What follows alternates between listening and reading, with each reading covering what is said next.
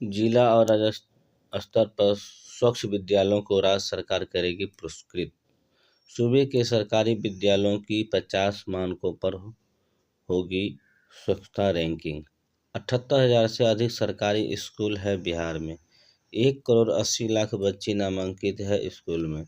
जल्द ही रैंकिंग के लिए ऐप्स बनेगा जिस पर भी ली जाएगी जानकारी। विद्यालय स्वयं ऐप्स पर देंगे जानकारी और इसकी थर्ड पार्टी से जांच होगी।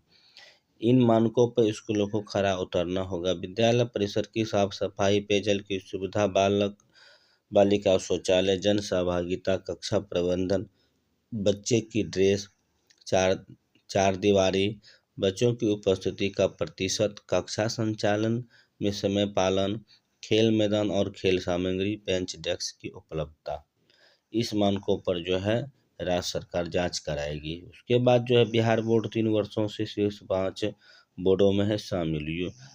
शीर्ष 5 में यूपी बोर्ड पहले तो सीबीएसई दूसरे स्थान पर था। बोर्ड में सार्वजनिक नियमित छात्र शामिल होने पर बनाई जगह।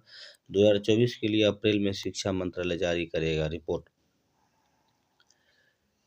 इस साल से मैट्रिक में टॉपरों को दोगुनी राशि मिलेगी।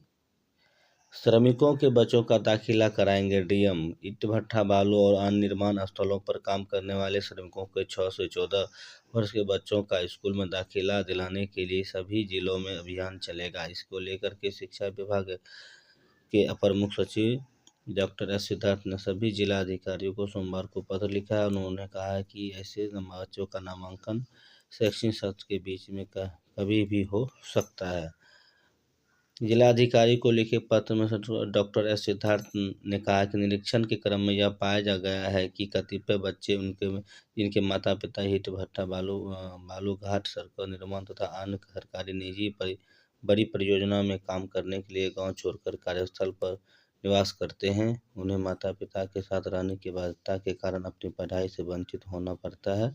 शिक्षा का अधिकार अधिनियम से स्पष्ट प्रावधान है कि 6 से 14 वर्ष की आयु के प्रत्येक बच्चे को प्राथमिक शिक्षा पूरी करने तक किसी आसपास के स्कूल में निःशुल्क और अनिवार्य शिक्षा का अधिकार होगा। ऐसे में उक्त स्थलों पर कार्यरत श्रमिकों को 6 से 14 वर्ष की आयु वर्ग के बच्चों की पहचान की जाए और उन्हें यह सुनिश्चित किया जाए कि बच्चे अनामांकित न रहे। साथ ही ईंट भट्ठा मालिक या अन्य नियोजनों को यह हिदायत दी जाए कि वे सुनिश्चित करें कि उनके जहाँ कार्य करने वाले कामगारों श्रमिकों के बच्चों का नामांकन निकट के सरकारी अथवा निजी स्कूलों में हो और वे नियमित रूप से स्कूल जाएं।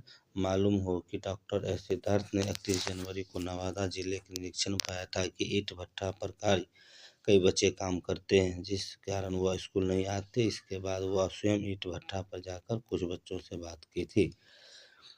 1ली से 12वीं तक के स्कूलों की सूची तलब। बिहार शिक्षा परियोजना परिषद बीईपी ने एक ही कैंपस में 1ली से 12वीं कक्षा तक 1 से 8 और 9 से 12 के स्कूलों की सूची जिलों से मांगी है। बीईपी ने जिलों को राज्य के चिन्हित 2,948 स्कूलों को सूची भेजी है। इसमें से एक कैंपस में चलने वाले की रिपोर्ट मांगी है। बीईपी के राज्य परियोजना निर्देशक योगेंद्र सिंह ने जिलों को लिखे पत्र में कहा है कि पीएम श्री योजना के तहत बेंचमार्क बनाने के लिए 2,948 स्कूलों का चयन किया गया है। श्रमिकों के बच्चों का नामांकन कराने का सभी डीएम को दिया गया निर्देश।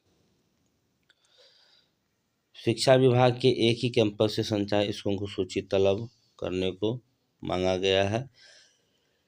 1ली परीक्षा क्षमता परीक्षा पास अभ्यर्थियों की रिकॉर्ड में होंगे सुधार। प्राथमिक शिक्षा के निदेशक बिहार विद्यालय परीक्षा समिति के सचिव को कार्यवाही करने को कहा है। क्षमता परीक्षा पास एक में पास अभ्यर्थियों के विभिन्न अभिलेखों में हुई गलतियों में सुधार किया जाएगा। इस संबंध में प्राथमिक शिक्षा के निर्देशक पंकज कुमार ने बिहार विद्यालय परीक्षा समिति के सचिव को आवश्यक कार्रवाई करने के लिए कहा। निर्देशालय के अनुसार जिसके मुताबिक अभी 36 अभ्यर्थियों का अभिवादन प्राप्त हुए हैं, उनमें सुधार की जरूरी निर्देश दिए गए हैं। दरअसल विभाग की मंशा है कि गलतियों के सुधार से नियुक्ति के साथ ही वेतन, स्कूलों के आवंटन व ट्रांसफर सहित अन्य विभागीय काम में परेशानी नहीं होगी। सरकारी स्कूलों में शिक्षकों को पढ़ाई दौरान मोबाइल इस्तेमाल करने पर रोक। सिर्फ शैक्षणिक गतिविधि या किसी जरूरी बात पर प्रयोग कर सकेंगे। राज्य के सरकारी स्कूलों में पढ़ाई के दौरान मोबाइल के इस्तेमाल पर पूरी तरह से रोक लगा दी गई है। शिक्षक अपने मोबाइल को कार्यालय में जमा करेंगे या फिर बैग में साइलेंट मोड में रखेंगे। निरीक्षण के दौरान यदि शिक्षक मोबाइल का इस्तेमाल करते हैं तो फिर मिले तो उनके खिलाफ विभागीय कार्रवाई होगी। यदि छात्र भी शिक्षकों की शिकायत करते हैं तो जांच के बाद कार्रवाई की जाएगी। शिक्षा विभाग के अपर मुख्य सचिव डॉक्टर एस सिद्धार्थ ने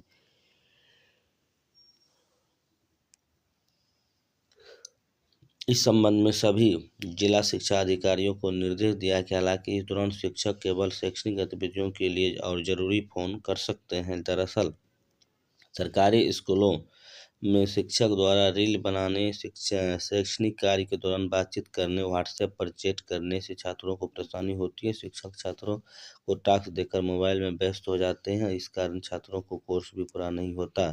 असर की रिपोर्ट में भी छात्रों को गणित, हिंदी, उच्चारण सहित अन्य विषयों को कमजोर बताया गया है। टीम ने शिकायत की थी। शिक्षा विभाग सभी स्कूलों में निरीक्षण करवा रहा है।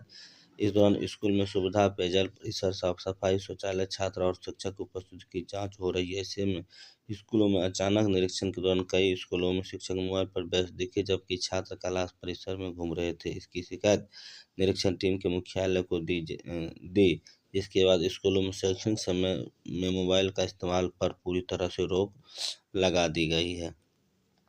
स्कूलों में सुधरा छात्र और शिक्षक का अनुपात। मुजफ्फरपुर में एक शिक्षक पर न्यूनतम 20 और अधिकतम 32 बच्चे हैं। जिलों का समग्र अनुपात बेहतर, लेकिन कई स्कूल में अब भी विसंगतियां हैं। बहुत बहुत धन्यवाद। वीडियो पसंद आया तो चैनल को लाइक एंड सब्सक्राइब करें। दोस्तों, अगर आप हमारे चैनल को पहली बार देख रहे हैं तो चैनल को सब्सक्राइब करने के साथ साथ बेल आइकन पर क्लिक करके ऑल पे क्लिक कर दीजिएगा, ताकि जब भी मैं इस तरह का कोई वीडियो अपलोड करूं सबसे पहले नोटिफिकेशन आपके पास जाए और आप इस वीडियो को देख सकें। धन्यवाद।